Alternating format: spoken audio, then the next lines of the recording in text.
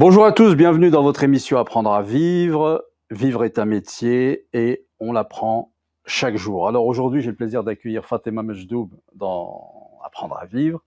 Et Fatima Mejdoub, donc justement, vous allez nous aider dans cet apprentissage difficile avec les outils qui sont les vôtres, les services que vous proposez. Bienvenue et merci d'avoir accepté mon invitation. Merci à toi Nadir, merci Marhaba. à toute ton équipe, merci pour ton invitation. C'est un plaisir. On va essayer parce que chacun peut apporter de l'aide même s'il n'est pas qualifié, parce que nous sommes déjà qualifiés par la vie elle-même. Ouais. Le fait même qu'on est des êtres vivants, on est en apprentissage constant, donc on se qualifie constamment. Un enfant va apprendre des compétences dès sa naissance. Ouais. Donc, ce qui fait que même un enfant de 7 ans, il a déjà des compétences, il a déjà de l'apprentissage, donc il est déjà qualifié pour nous apprendre quelque chose. Mais est-ce que l'époque que nous vivons, beaucoup de gens se plaignent, beaucoup de gens ont peur de tous ces changements qui sont venus assez brusquement, qui font que beaucoup des repères d'avant disparaissent et laissent place à de nouveaux repères moins constants, plus diffus, plus changeants. C'est vrai. C'est vrai que nous sommes passés des êtres naturels d'avant et de sociétés beaucoup plus autour de la nature, donc dépendant de la nature, de l'agriculture, plus de villages que de villes. Avec l'avènement de l'industrie, on est passé quand même beaucoup plus dans l'urbain et dans la ville, ce qui a rendu, comme a dit Pierre Rabhi, que certains peut-être connaissent, on est devenu des cultures hors sol. Ouais. Donc on est hors sol, Ouais, on n'est pas ancré dans la terre, on n'est pas dans la nature, on n'est pas dans ce pourquoi normalement l'homme est fait. Et ce qui fait que nous sommes dans des vies je ne vais pas dire contre nature, mais quand même loin de la nature, ce qui nous oblige à un autre apprentissage beaucoup plus artificiel de la vie. Ouais. Et donc automatiquement, une personne qui est dans la nature, une personne qui a accès à un savoir naturel, va beaucoup plus ne pas avoir besoin ni de coach, ni de psychologue, ni de quelqu'un qui la conseillerait, puisqu'autour d'elle, il aurait les vieux du village, il aurait la nature. Il aurait la nature. Il y a Voltaire qui disait que un bon médecin, c'est quelqu'un qui distrait un malade, qui le distrait pendant que la nature le soigne. Exactement. Parce qu'en réalité, un médecin, il ne guérit pas, il soigne. Et soigner, c'est justement permettre au corps de pouvoir se défendre. Le problème, c'est que comme on l'a vu pendant le Covid, l'humain a perdu son immunité. Il n'est plus immunisé comme avant physiquement, il n'est pas non plus immunisé comme avant psychologiquement. Pourquoi? Parce qu'il est dans un milieu aseptisé, dans un milieu dans lequel il a pas à être confronté avec beaucoup de choses. Exemple, psychologiquement, les gens aujourd'hui ne sont pas confrontés directement à la mort. Ouais. Les rituels de la mort, laver un mort, enterrer un mort, voir passer un mort. Avant, les gens, ils suivaient les corbillards, ils suivaient les morts, ils les enterraient. Là, ils sont cachés. Aujourd'hui, ils sont cachés, mais en même temps, ils vivent la mort virtuellement à travers les jeux. C'est pour ça, des fois, on entend nos enfants dire « je suis morte, il est mort ». La mort est tellement abstraite qu'il n'est plus réel. Et tellement que certains se croient immortels. Ouais. Et d'autres, elle est tellement abstraite qu'elle fait peur et ils vont développer des pathologies, de la paranoïa. On l'a vu pendant le Covid, par exemple. On est allé, certains d'entre nous, jusqu'à laver sa nourriture, laver ses légumes, la peur. Laver l'eau. Laver l'eau. Donc ça crée un être artificiel qui a besoin d'être reconnecté. Il peut être reconnecté par tous ceux qui sont les guides spirituels, les guides de pensée, les philosophes, les professeurs, les savants, comme des intervenants accompagnateurs comme les psychologues ou les coachs.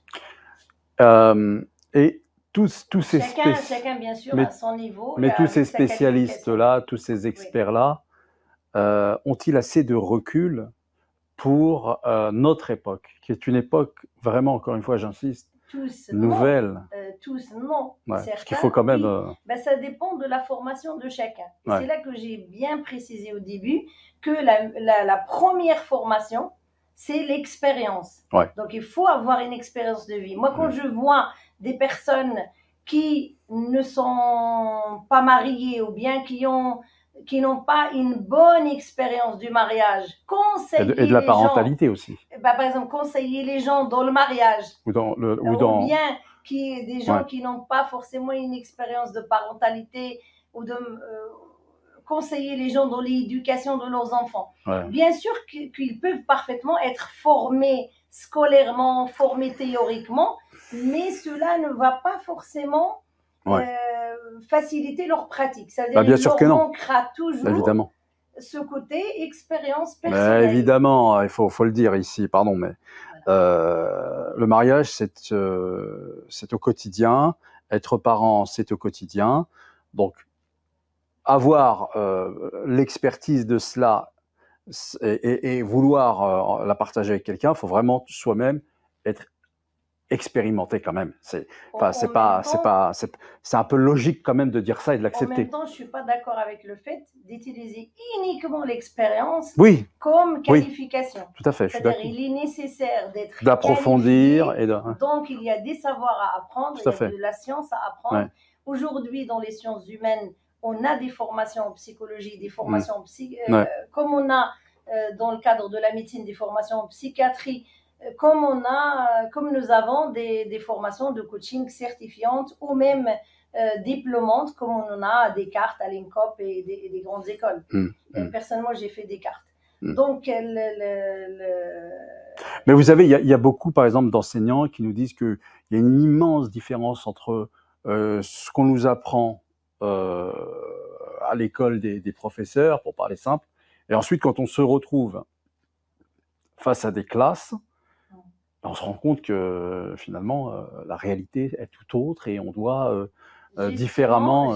Vous me parlez de mon métier premier, puisque j'ai d'abord été enseignante de l'éducation nationale, un peu comme vous. Et aujourd'hui, je m'occupe d'une école à Bac plus 5. Et donc, l'enseignement, la scolarité, ça me connaît. N'empêche que ceux qui me connaissent un tout petit peu sur les réseaux sociaux remarqueront que je ne mets rien de tout ça. Mais on est d'accord que la réalité... Si je vais mettre en avant dans mon profil ou bien dans ma pratique avec mes clients, je ne vais jamais mettre je fais ça ou je suis qualifiée là. Je vais mettre en fonction du besoin de mon client. C'est en fonction du besoin de mon client que je vais lui apporter la casquette dont il a besoin chez moi. Et j'ai une approche... Donc, c'est l'expérience alors ici qui est surtout... C'est l'expérience et la personnalisation. Parce que, comme vous le savez, je me suis spécialisée dans le profilage. De par mes études, de par mon travail, j'ai travaillé dans différents domaines. En réalité, le profil, la personnalité, ça concerne tous les domaines. Bien sûr, c'est avec votre personnalité que vous faites votre expérience.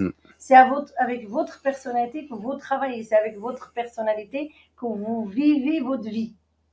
Et quand on dit la personnalité, certains des fois se trompent, même parmi mes clients. Par exemple, beaucoup peut-être le savent, je dispense des formations MBTI, donc qui est un outil, le MBTI, Myers-Briggs Type Indicator.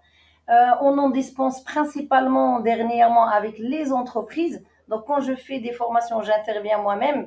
C'est vraiment, comme disent les jeunes, un kiff. C'est-à-dire que c'est vraiment parce que moi, j'aime ça, j'aime l'humain.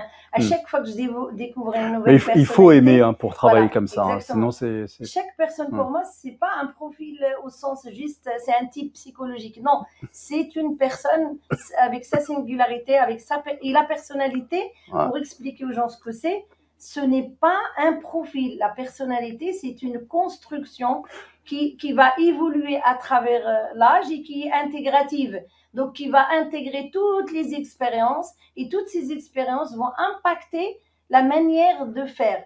Moi, c'est pour ça que moi j'ai un problème avec beaucoup de ces outils parce que moi, ma première formation, ça a été l'histoire.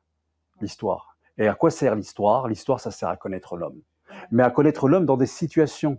C'est-à-dire, à ce moment-là, même lui, il ne se connaît pas et il se découvre. Tiens, là, j'ai peur. Je ne savais pas que j'avais peur, mais là, tiens, j'ai peur. Moi, je me pensais super courageux. Moi, je me pensais super loyal, mais on m'a proposé une valise. On m'a proposé une valise remplie d'argent. J'ai vu que j'étais moins loyal que ça. Oui, madame. Donc, je pense que toutes ces disciplines doivent être accompagnées de l'étude historique. Et sinon, ça ne veut pas dire que ça ne vaut pas le coup, mais me semble-t-il, ça veut dire qu'il manque quelque chose, il manque une profondeur. On a assisté dernièrement à une conférence aberrante de la part de gens qui veulent apporter de la réforme dans l'éducation nationale. Et parmi les choses aberrantes qu'ils ont dit, ils ont donné l'exemple du Japon, où on a supprimé la géographie et l'histoire pour beaucoup de classes. Ça veut dire à partir d'un certain âge, ça devient optionnel. Si tu veux apprendre l'histoire c'est une catastrophe. À partir du lycée, par exemple, c'est optionnel. C'est une option d'apprendre, d'avoir une matière histoire ou une matière géographie. Et comme tu l'as si bien dit, pour moi, l'histoire, c'est qui suis-je? Oui, c'est ça. Et la géographie, c'est où suis-je? Si on ne se situe pas dans un espace-temps, bah, on ne peut pas être, on n'existe pas. C'est la meilleure façon d'en faire que des consommateurs, producteurs-consommateurs. Par exemple, une des problématiques d'aujourd'hui, c'est l'identité, les problématiques identitaires. Et celui qui n'a pas d'histoire, au sens grand H, c'est pas équilibré en fait. Il ne sait pas qui il est. Et celui qui n'a pas de géographie n'est pas stable, n'est pas ancré. On a besoin d'avoir un chez-soi, on a besoin d'avoir, et on voit c'est la problématique aujourd'hui des réfugiés, la problématique des SDF, la problématique au-delà de... Mais c'est vrai que c'est pas facile aujourd'hui d'intéresser les jeunes à ces disciplines-là que sont l'histoire et la géographie. Mais en tout cas, moi, ce que je fais avec le MBTI, excuse-moi de te couper, Nader, c'est que j'ai pas fini de dire ce que c'est que le MBTI. Ben, justement, c'est Myers-Briggs, type indicateur. Ça donne des indications. C'est une porte pour après rentrer dans l'étude de la personnalité, aller plus loin. C'est pour ça que j'ai beaucoup de mes clients qui commencent par cette formation-là et qui finissent par aller plus loin dans l'étude. Et même j'ai quelques-uns qui ont carrément repris des études, fait le métier de psychologue ou bien fait des reconversions extraordinaires. J'ai aussi bien un médecin qui aujourd'hui devient astronaute qu'un astronaute pas un astronaute mais un ingénieur dans l'espace, Kamel que tu connais, qui aujourd'hui a ouvert un centre de formation parce que pour lui, accompagner les gens, il a trouvé sa vocation. Ça ne veut pas dire qu'il a quitté forcément son métier. Je fais d'ici un coucou à Kamel et à Nadia. D'accord. Que je te recommande d'inviter d'ailleurs. Avec grand plaisir, bien sûr. Mais de toute façon, l'émission Apprendre à vivre, c'est ça. C'est tout ce qui nous permet, en fait, de mieux vivre. D'avoir les outils nous permettant concrètement, c'est-à-dire au quotidien, avoir une meilleure approche de la vie. Voilà, c'est tout simplement, et que ce soit à travers des outils comme le MBTI. Il n'y a pas que le MBTI, on utilise plusieurs outils. Alors, quels sont-ils? Au jour d'aujourd'hui, dans le cadre de notre pratique du coaching, pour ceux que ça intéresse, même si je suis plus, moi, dans l'orientation scolaire et professionnelle, et de par ça... Hyper important. Il y a trop de jeunes qui souffrent parce qu'ils sont mal orientés. Et pardon, chers parents, c'est votre responsabilité aussi d'accompagner vos enfants vers la meilleure orientation qui soit. Il ne faut pas toujours compter sur les autres. Nous avons la chance d'avoir dans nos lycées des conseillers d'orientation, des conseillères d'orientation. Très bien. Mais votre devoir aussi, c'est d'aider, d'être des accompagnateurs, des coachs pour vos enfants et les aider à trouver leur voie. C'est la meilleure façon. Non, trouvez-le en fonction du talent qui est le sien, de ce qu'il ou elle aime faire. Moi, je trouve que c'est important. Moi, c'est là que je diffère avec d'autres peut-être qui font du coaching, parce que moi, je ne viens pas d'abord du coaching. J'ai dû après me certifier dans le coaching, mais je viens d'abord de la scolarité et de la psychologie ou de la socio. Et j'ai dû me certifier dans le coaching plus tard. Ouais. Et je dis toujours aux parents ou bien à mes clients, je viens pour un peu confronter le coaching à la réalité. Pour moi, tu ne peux pas tout faire. Tout n'est pas possible. Ce n'est pas vrai. Il faut tout connaître. Il faut se connaître. Si je suis un oiseau, je peux voler. Mais par contre, je ne peux pas plonger dans les profondeurs de l'océan. À moins que je sois avec un scaphandre, voilà. Et donc, ça m'empêche de beaucoup de mes mouvements. Et rapport qualité-prix, ça vaut pas la peine que je me contraigne pour aller dans les profondeurs de l'océan, peut-être découvrir les perles, etc. Alors que j'ai le ciel pour moi. Pareil, si je suis un poisson, ben le mieux pour moi, c'est l'océan. Sinon, si j'essaye de voler, il faut qu'on me mette dans un aquarium, qu'on me mette dans les conditions, et je jouirai pas de la même. Eh ben, alors à ce moment-là, justement. Donc un oiseau, ça vole, un poisson. Donc définis d'abord qui tu es. Eh ben, voilà, les parents. C'est là que je frustre les parents moi, je suis le genre à ne pas faire ce qui plaît aux gens, à essayer de leur apporter ce qui leur convient, à dire. Il ne faut pas que tu fasses ce que tu aimes. Bah, moi, je pense que quand on aime quelque chose vraiment passionnément, ce n'est pas pour rien. Quand on creuse, quand on cherche, on se découvre que, finalement, parce que sinon, il n'y aurait pas eu des gens comme, enfin j'ai oublié son nom, mais peu importe, qui dessinait pendant que tous les autres faisaient autre chose et était très studieux à l'école. Il dessinait des avions finalement. Il a fait des. Voilà. Moi j'ai cet exemple. J'ai cet exemple d'Henry Ford que tout le temps, qui voilà. Mais heureusement, heureusement. Donc quand un enfant aime quelque chose, je dis pas qu'il faut tout, mais il faut être attentif. Et il faut se demander, tiens, c'est étrange. Peut-être qu'il y a quelque chose et essayer de voir ce qu'il y a derrière ce... C'est là qu'il y a un petit problème dans la définition des mots. Parce que ce que je voulais dire, c'est surtout les envies. C'est-à-dire dont j'ai envie. C'est différent, oui. N'est pas forcément ce qui me convient. Pourquoi ? Parce que dans notre personnalité, nous sommes influencés par 4 éléments. Il y a d'abord ce que je suis. Ça veut dire que génétiquement déjà, j'ai un mode opératoire cérébral. Et ça, c'est prouvé scientifiquement. Nous avons un mode opératoire préféré. Nous utilisons tous 4 modes opératoires. Et là, si on a le temps, je les donnerai, comme ça peut servir aux gens. 4 modes opératoires cérébrales. Nous les utilisons tous, mais nous avons tous une préférence pour l'un plus que pour les autres.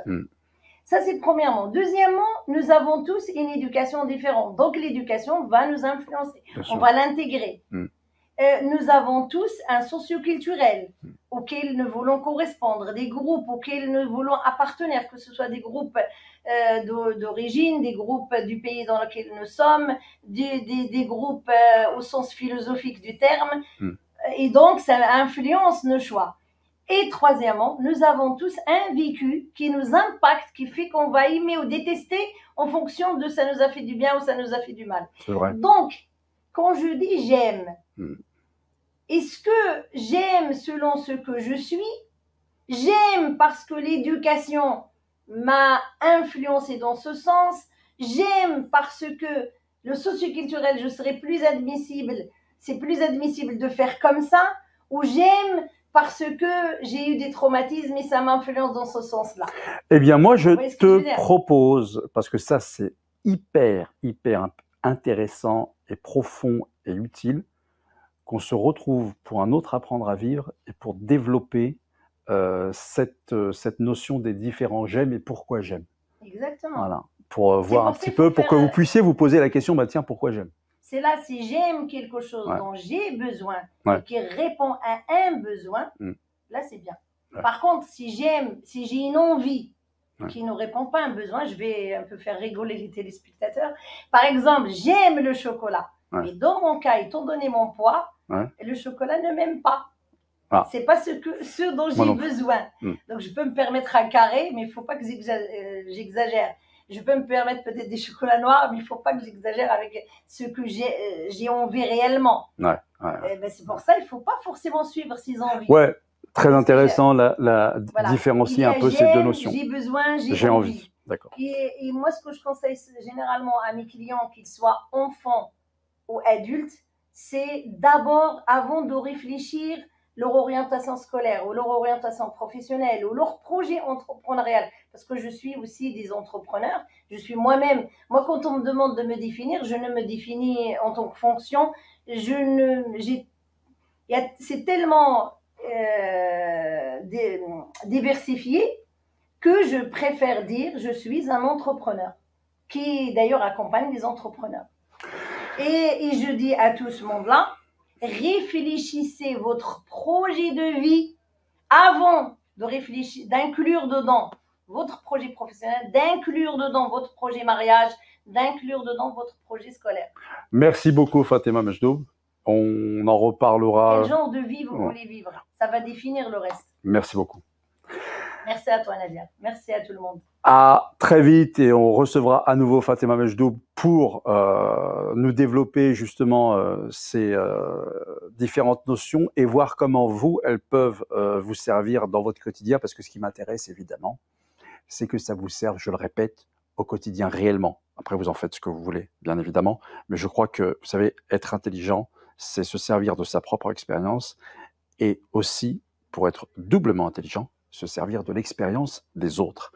À bientôt pour un nouveau numéro de votre émission Apprendre à vivre sur RTV.